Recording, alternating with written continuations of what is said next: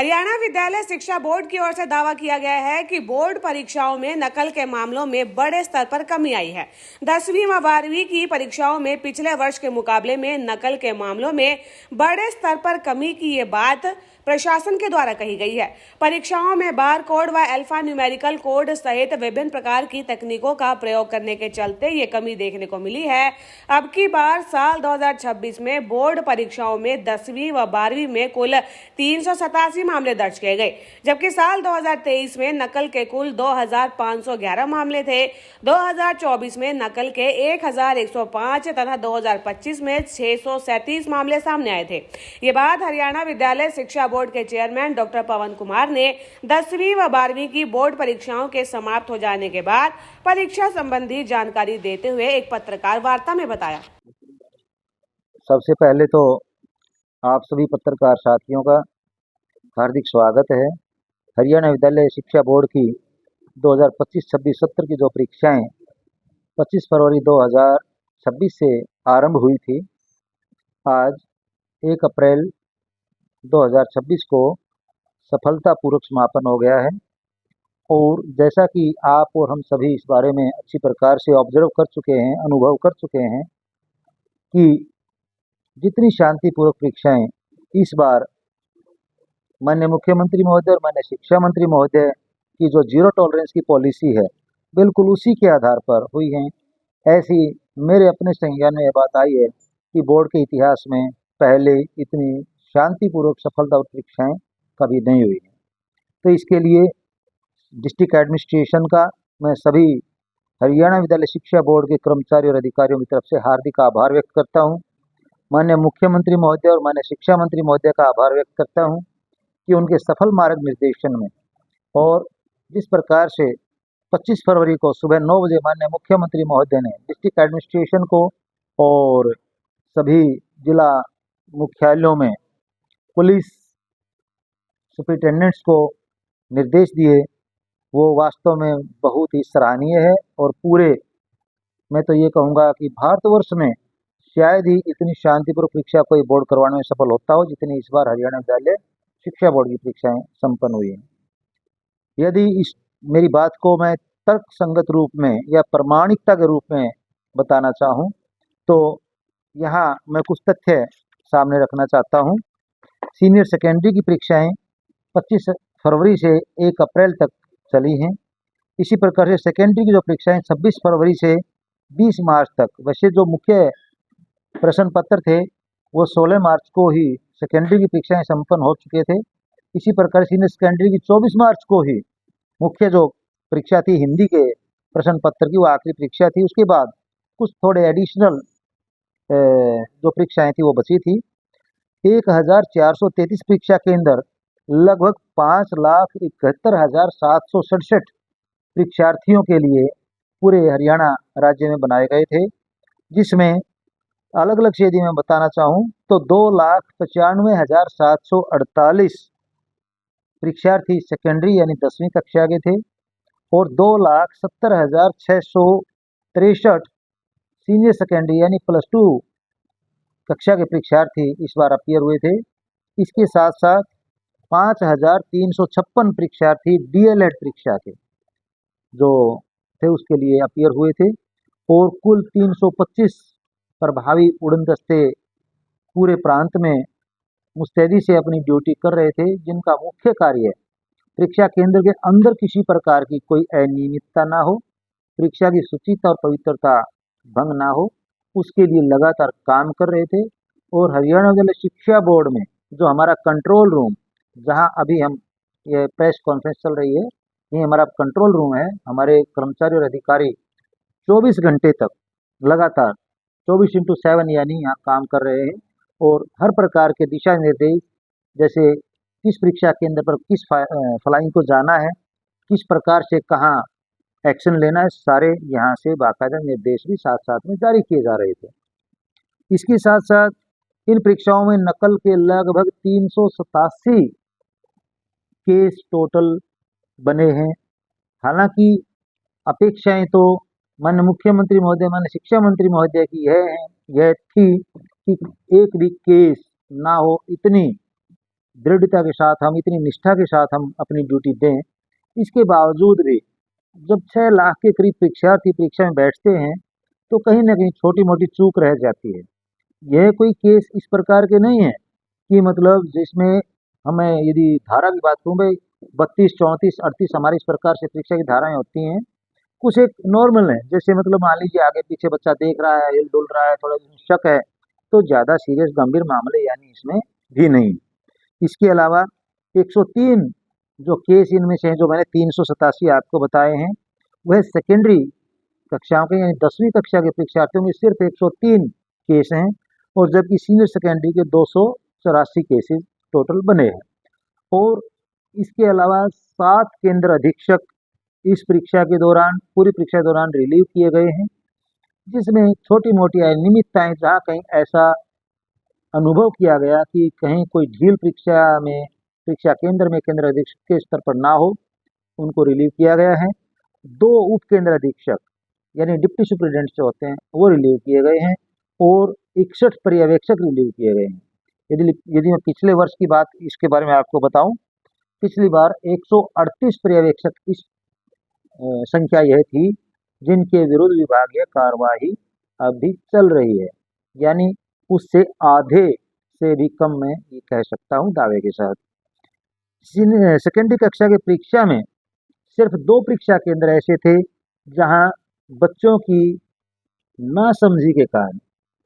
वहां परीक्षा की जो पवित्रता है वह भंग हुई, और हमने सिर्फ 2 परीक्षा केंद्रों को, एक परीक्षा केंद्र रानीला चरखी दादरी में और दूसरा झमोला जुलाना सब डिवीजन में, सिर्फ 2 ही ऐसे परीक्षा केंद्र थे जिनको शिफ्ट करना पड़ा, वरना पूरे प्रांत में कहीं किसी परीक्षा केंद्र को सेकेंडरी के स्तर पर शिफ्ट करने की कोई नौबत नहीं आई। और सीनियर सेकेंडरी की बात करें, कुल 3 परीक्षा केंद्र सीनियर सेकेंडरी परीक्षाओं के, एक लड्रावन झज्जर में, दूसरा अलावलपुर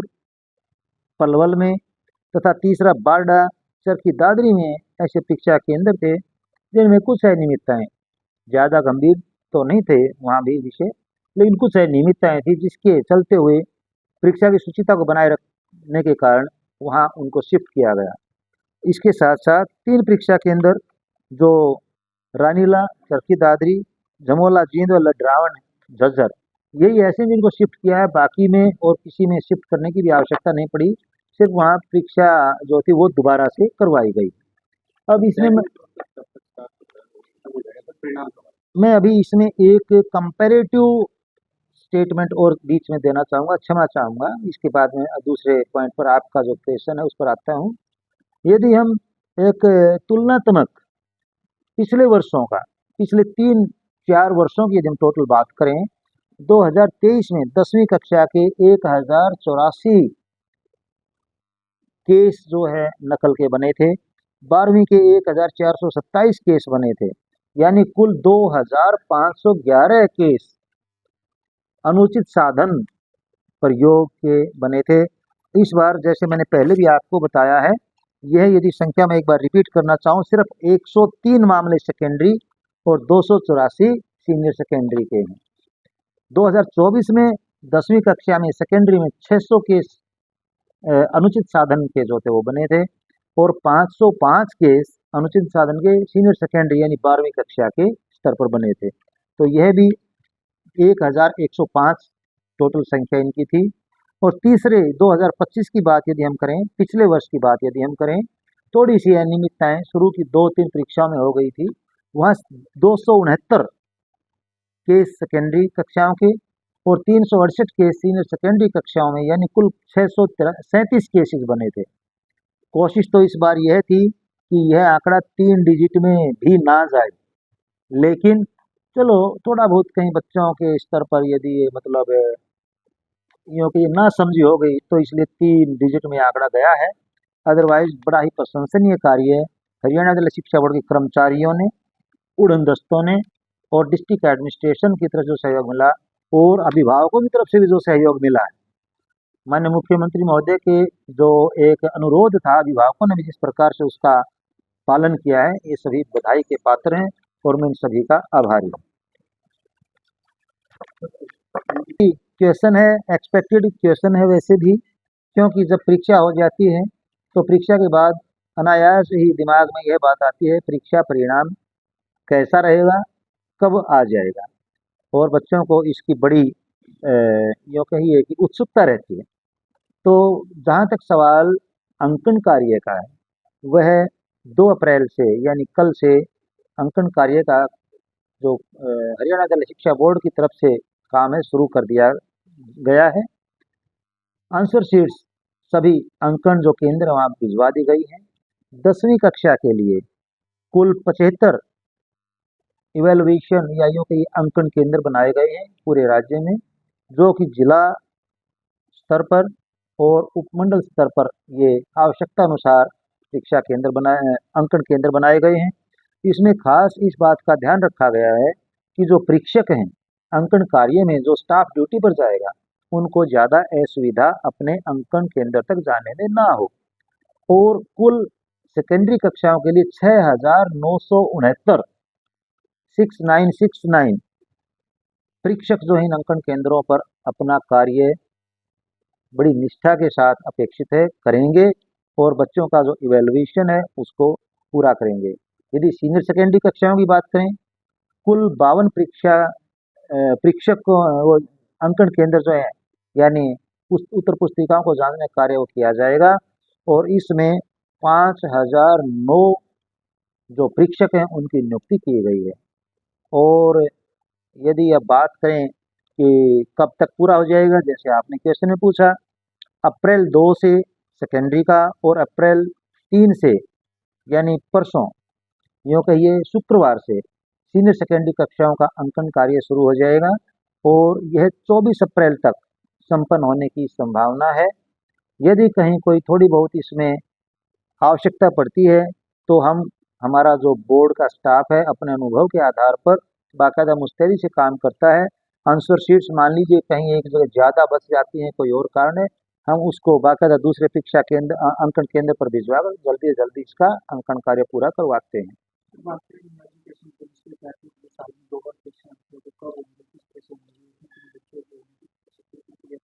बिल्कुल सही क्वेश्चन आपका यह है।